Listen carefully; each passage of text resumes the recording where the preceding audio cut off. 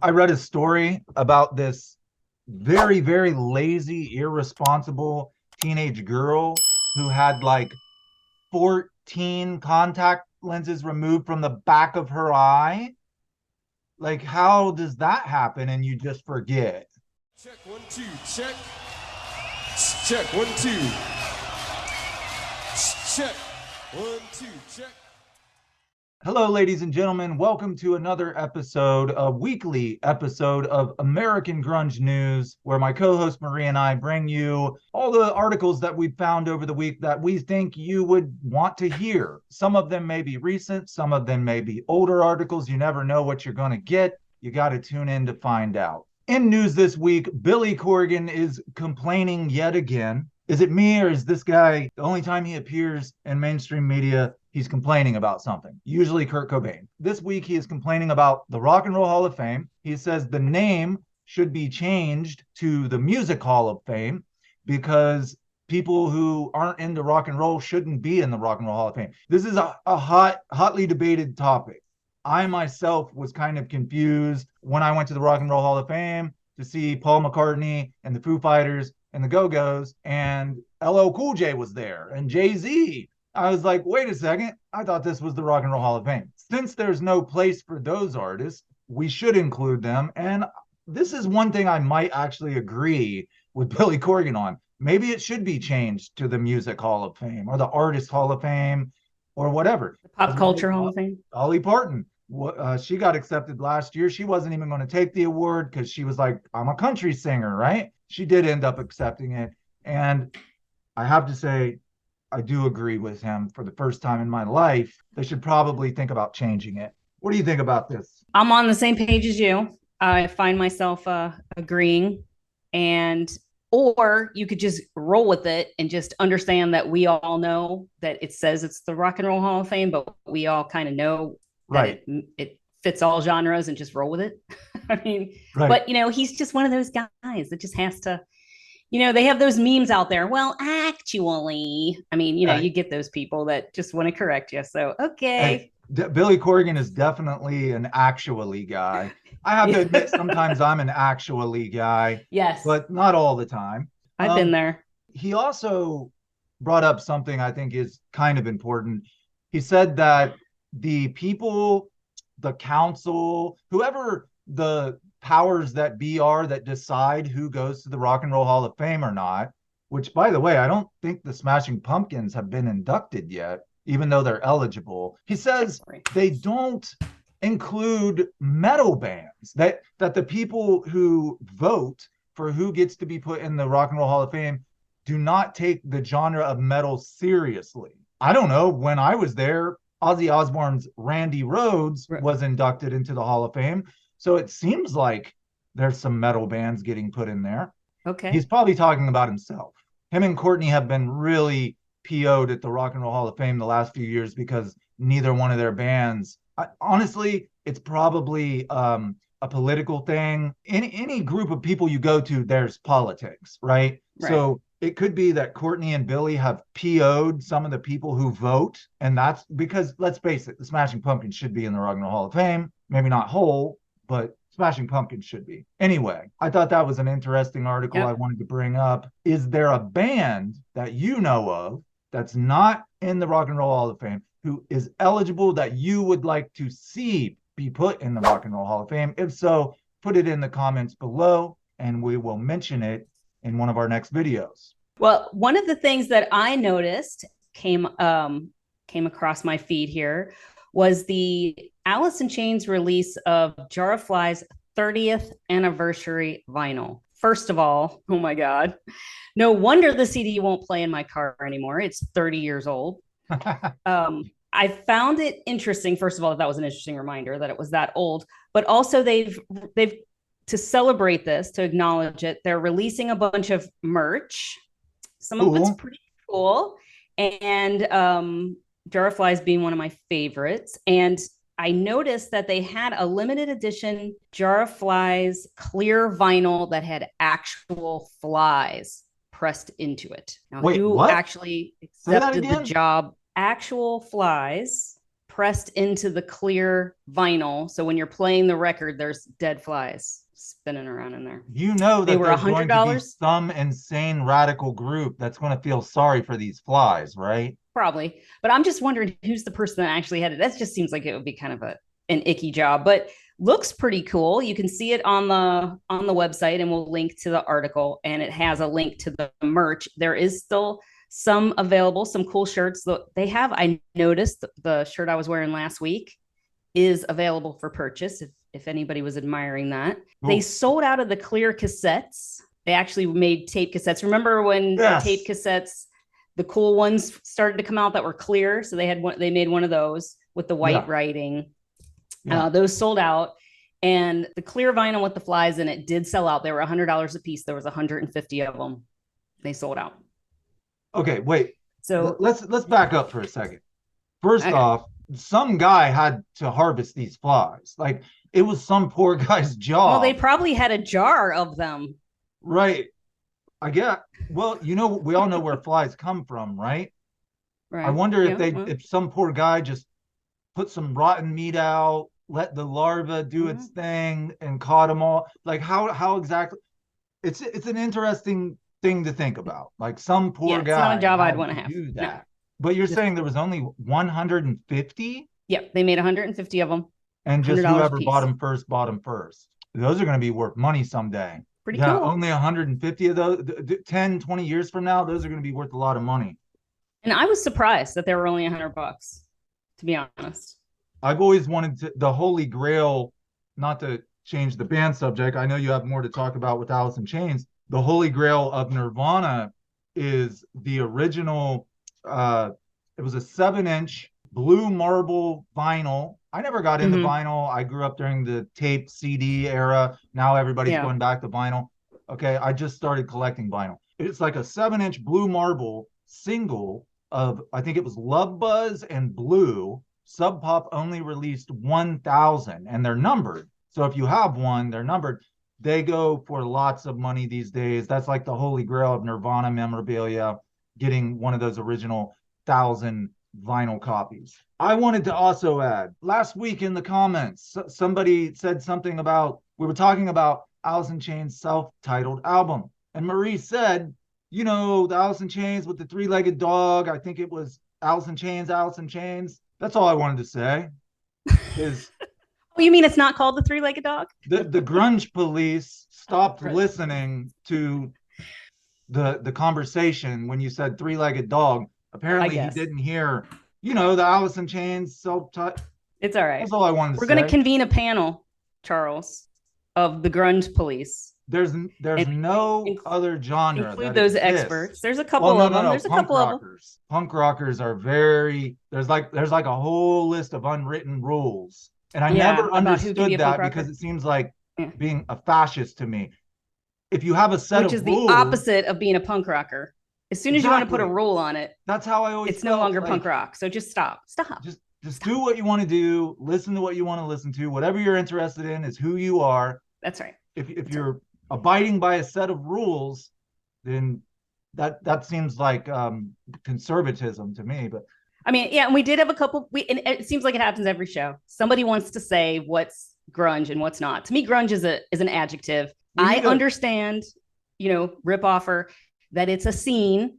I understand it started in Seattle. I understand that grunge is a Seattle thing, but it's also an adjective that we use to describe things that happened in the 90s that were cool. And let's just go ahead and add that Marie lived in Seattle during the time these bands were popular. So, I was too young. I didn't get to experience it. I lived it kind of vicariously through my much older stepbrother.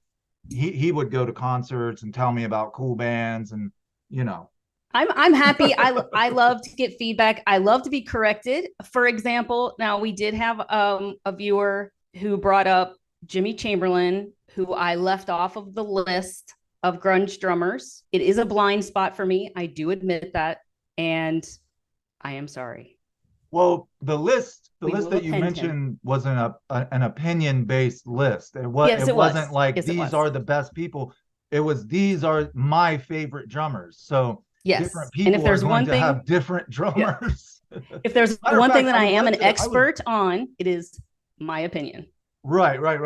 I would actually like to hear, because I'm a drummer. If anybody wants to put like their top three drummers in the comments, I would love to hear who everybody's top three drummers are. Yeah. I'm gonna go ahead and say Jimmy Chamberlain's one of mine, Taylor Hawkins, Danny Carey. There you go. And if there's anything that you're an expert on, it is your opinion. Oh, and we should mention that Control Undo, one of the other readers who was the commenter who got the shirt from last week, the Chris 90s Cornell shirt, the shirt. skateboard shirt that Yes, Chris Cornell yes, used the to wear. Chris Cornell shirt. Yes. Absolutely. So We'll bring up a picture on the screen. If you want a free t-shirt, Maria is willing to pay the price for one. Please, even if you don't want it, tell her you want it so I can get the money from the merch shop. we'll ship it to you. You don't even have to wear it. Yeah, just email us a shipping address and we'll get you a shirt. Well, Yeah. and a size. You got to tell us your size, right? Yeah. And then we did have a couple of listeners. I wanted to call this out because I loved this one. I saw it, a couple of viewers. One was, I think, at Poison Oak 33. And then another one that is a very long name that I cannot say. Okay. We're giving some love to The Cure. I mentioned The Cure in our conversation, and they same. So yay. I did want to just mention that. That made me smile. So I'm not the only one. Were you ever a fan of the Smiths or like who was the other I have guy? Teardrop Explodes, I had a thing. None of that. It was a teenage thing. I had a thing against the Smiths. Oh, really? Psychological reasons, having nothing to do with the music. Okay. I did like REM. Oh yeah, REM. But let's not go there. Yeah. So anyway, yeah. Especially their early stuff. So have you ever seen that? Do you ever watch The Office? I did. I didn't get into it like other people. You didn't understand the humor? Dude, there's this I understood it. I don't know. Maybe I just didn't appreciate it. You should try it again. The Office is great. There's this wonderful scene where Dwight Schrute, I know everybody who's ever watched The Office is going to know exactly who I'm talking about. He's all depressed because his boss is like mentoring like a new employee, right? And he wants his boss's approval. And he's sitting in his car listening to REM, Everybody Hurts. Check out The Office, especially if you're into REM. Well, I got a lot of watching homework to do because I have to watch. Apparently, I have to watch the Serial Mom movie too now, so to see what that's all about. But also from the comments, I'll explain it later. Somebody called you a serial mom? We'll talk about it later. I remember that movie. I don't.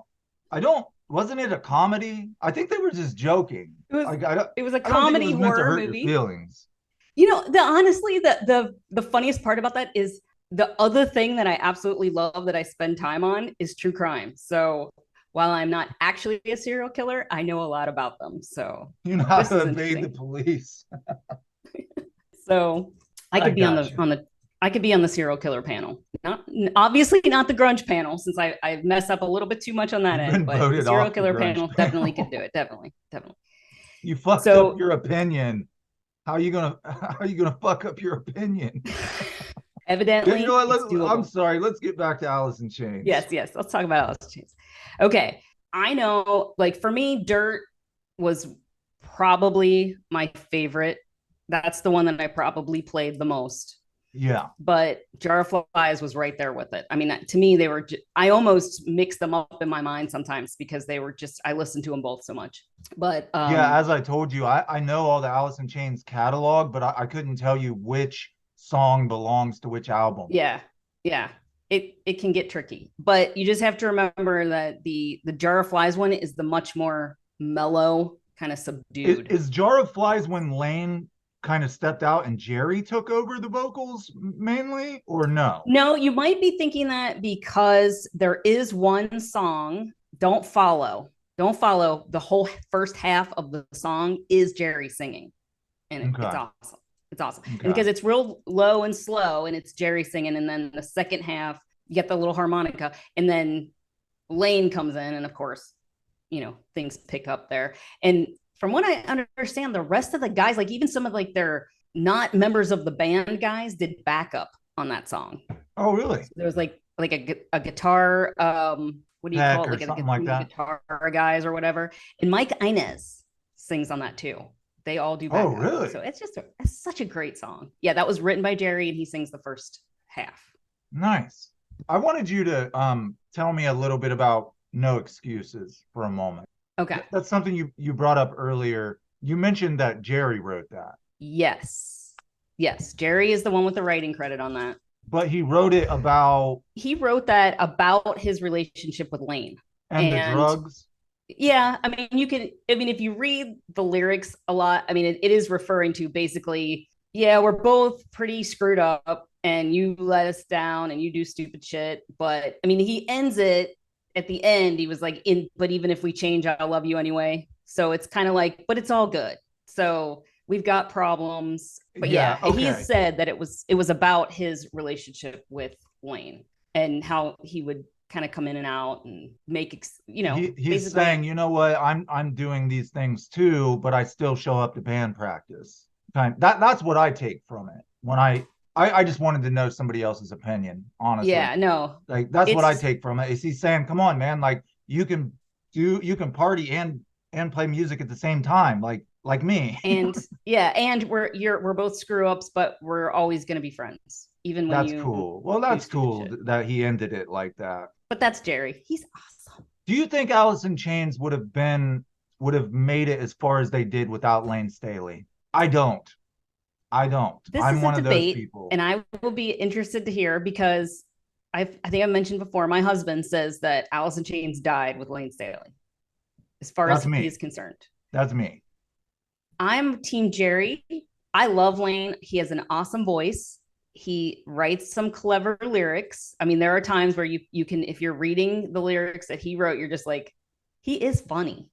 But they both are. Yeah. They both have a really good sense of humor. And but a lot of the, like, if you listen to the music, not an expert, but I get the impression that most of what you would find on there, like the complicated melodies and stuff, is Jerry. He's definitely the architect, like the guitar, the melodies. But Lane was a genius at putting lyrics to those melodies or those riffs or whatever. I think that Alice in Chains would have become popular, but I don't think they would have been as popular without Lane. Well, because the singing. I mean, Lane's voice. Well, Jerry can sing too. Jerry sings fine. He's great. The harmonies of the two of them is awesome. But those songs that Lane sings, like if you think about Wood and just any of them, just wouldn't have been the same without him. And those were the things that really drew people in. So I would still love them. I don't know if your question is, would they have been as popular? I doubt it. I think of it like peanut butter and jelly. Yeah. Yeah, I'll eat a peanut butter sandwich, but I'd rather have some jelly on it. Have some jelly, yeah. You know? And I just think like when you like I Stay Away is on that album that we were just talking about. I mean, there's violins, there's a 12-string guitar part in there. I mean, it's like, it's just an awesome song. And Lane wrote those lyrics with Mike Inez. Oh, really? I didn't know that. Yeah, but I think the music is all Jerry. Yeah, I would agree with that. So I don't know. I would agree with that. Like Please correct us in the comments. If we're wrong, yes. Let's take it to the panel. Let us know if we're wrong. We don't mind admitting that we're wrong. That's right. January. I have an update from last week's video. Oh, okay. Last week we talked about Anthony Kiedis, his bio, how No Doubt was going to be playing at the Coachella with Sublime, and who else was it? Blink 182. That was it. Blink 182, No Doubt, and Sublime are going to be at Coachella. Yeah, we talked about that last week. This just popped up. I just wanted to let people know the St. Paul Festival in St. Paul, Minnesota. Alanis Morissette, Gwen Stefani, and the Red Hot Chili Peppers are going to be headlining the new St. Paul Festival in Minnesota. So if you're in Minnesota, you might want to check that out. Cool. Anything else in the grunge world that you've noticed? Now, how do you define grunge? If you're a Gen Xer. Let's start there. Yeah. I define grunge as anything iconic from the 90s that people who listen to that type of music would have been into. And that could have been movies, actors, actresses. When I think of Edward Scissorhands, I think grunge. Okay. It's a very broad subject for me. Yes. I'm To me, not it's just, yeah. obviously, we're Seattle scene people. That's what created it, but it did expand all over the world. How do you define grunge? Yes. Grunge. Okay. So, and I agree. I think I use it more as an adjective. I understand that it's a scene, but if we're talking about music, you got to include STP. And one of our commenters even mentions Smashing Pumpkins and STP. Those guys were not Seattle guys, but I would fight STP. anybody that's gonna. Scott Weiland's from Ohio. So tell me that STP is not grunge, and we're gonna get in a fight. Okay. But anyway, so to me, it's anything that people, like you said, but it's the opposite of the glitzy, packaged, glossy. That's a good way to put it. Stylized. It's more just come as you are kind of more attitude. Authentic. It's more authentic. I like to think of it as authentic. I think some people would think that was a judgy word, but I'm just kidding. Well, hey, even movies, Reservoir Dogs, Pulp Fiction, these were low budget movies that became very iconic, like cult classics, So even movies in the 90s tried to be more authentic. If there's such a thing as being authentic in a movie, but you know what I'm saying. Yeah, right. But it's it doesn't seem as packaged. It doesn't seem as glossy. It seems more just, here I am. This could actually happen. Yeah. And then anything that the people who were in their 20s, teens and 20s at that time, what things that they might remember. So example, we remember things like Charles Manson. So that came up in This Week in History. It was 1971. So this was when some of us were babies, but nevertheless, Charles Manson was convicted in January of 1971. And then one that you'll remember, I remember, anybody that was that age remembers, was when the space shuttle exploded. That happened on January 28th, and that was 1986. So anybody that was grunge was in grade school when that happened. And I remember that like it was yesterday. 2, 1, and liftoff. Liftoff of the 25th Space Shuttle mission, and it has cleared the... Good roll program confirmed. Challenger now heading downrange.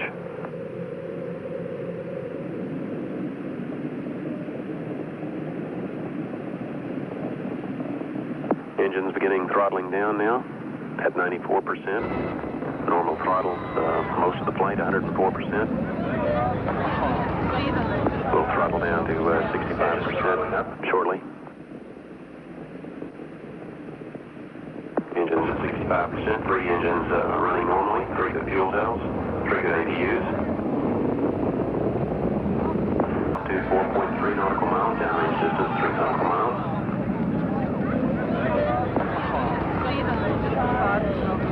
Engines throttling up. 3 engines now at 104%. Challenger, go with throttle up. Challenger, go with throttle up.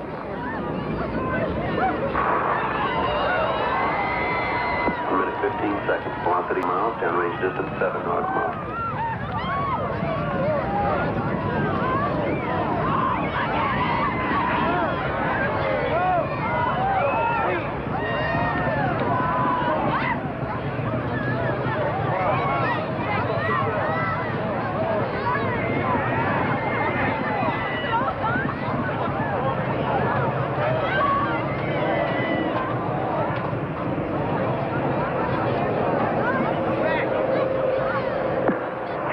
Here looking very carefully at the situation.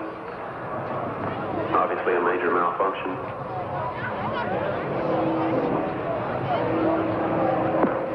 In 86, okay, so I'm only like 4 or 5 years old, and that's like one of my earliest memories, but there's no way I could have been in school.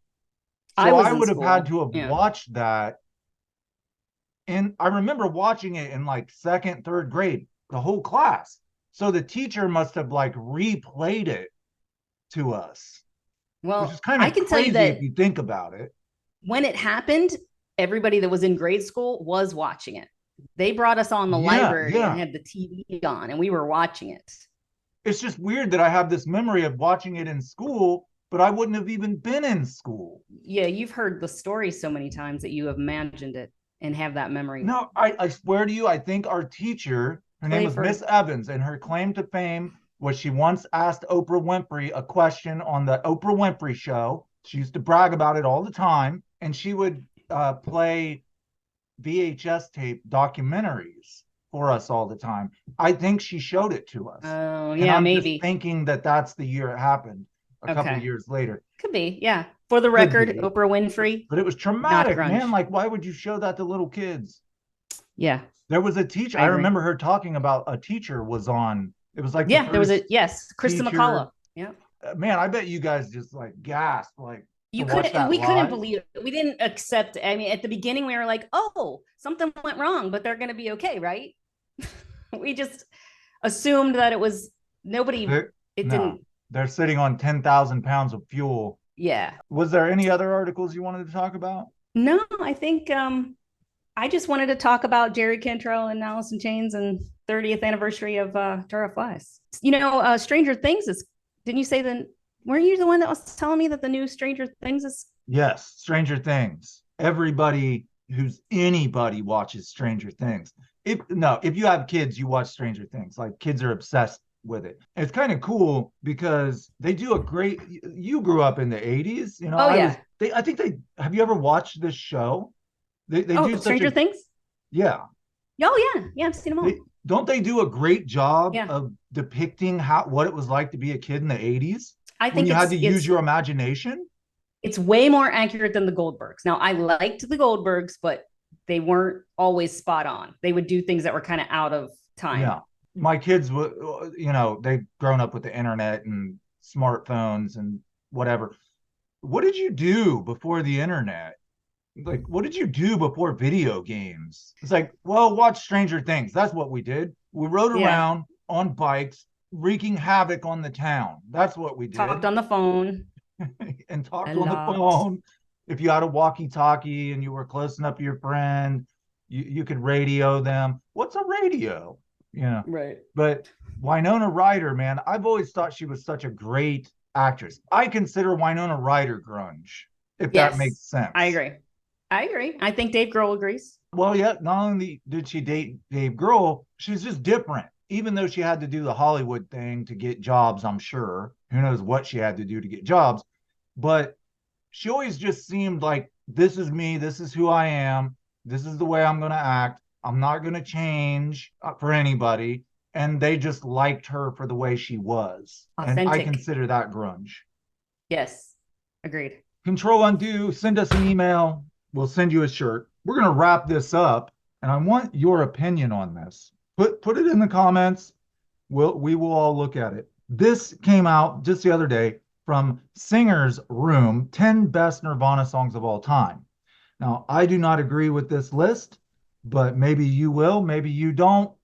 If you want to list your 10 favorite, go right ahead. You're more than welcome to. So here we go. Number 10, Breed. For me, that'd be like number 4. Number 9, Penny Royalty. Number 8, Sliver. Number 7, About a Girl. Number 6, All Apologies. Number 5, Heart-Shaped Box. Number 4, Lithium. Number 3, In Bloom. Number 2, Come As You Are. Number 1, Smells Like Teen Spirit. Of course, you knew that was going to happen. So I was just curious how many people would agree with this list, or would you have a different list for your 10 favorite Nirvana songs? And don't be shy. Feel free to type it out in the comments and we'll take a look at it. Any questions, comments, suggestions can be directed toward me, AmericanSpyFox@gmail.com. You can check out the website, although it is a work in progress, theamericanspyfox.com. We're going to be posting podcasts there. We're going to post videos there. We're going to post articles that different writers write there, a whole photo album. It's going to be a one-stop shop for all things grunge and 90s. Other than that, Marie, did you have any other articles you'd like to discuss this week? No, I think we're good. We'll have some more coming next week. All right, then. We will be back next weekend with another episode of American Grunge News. Until then, bye-bye. Check 1 2. Check. Check 1 2. Check 1 2. Check.